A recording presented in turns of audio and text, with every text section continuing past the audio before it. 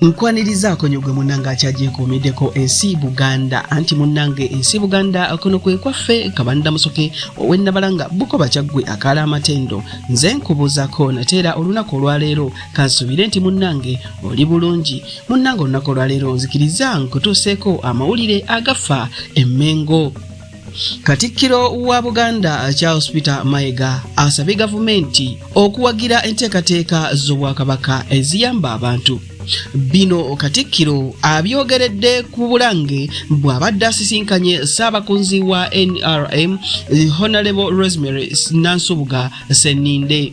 Agambye nti Obwakabaka bulina okusoomozebwa okw'enjawulo n'asaba gavumenti okukwasizaako ku nteekateeka omuli ebyenjigiriza, ebyobulamu, mwanyi terimba, ebyobulimi awamu n'endala. Akubirizza gavumenti okukola ku nsonga ez'eddembe ly'obuntu, okutambulira mu mateeka wamu n'okubonereza abo abasobya.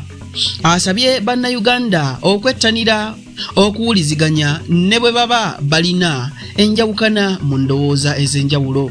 Mukyala Senninde yeebazizza nnyo Ssaabasajja Kabaka olw'enteekateeka eziyamba abantu omuli ebyobulamu, okukuŋŋaanya omusaayi, ebyobulimi, ebyenjigiriza, emmwanyi terimba, ko n'ebirala pewosa n'enteekateeka endala awatali kusosola muntu yenna. Mu ngeri y'emu beebazizza ne Katikkiro olw'okuba omutabaganya ate ng'alambika bulungi abantu bonna.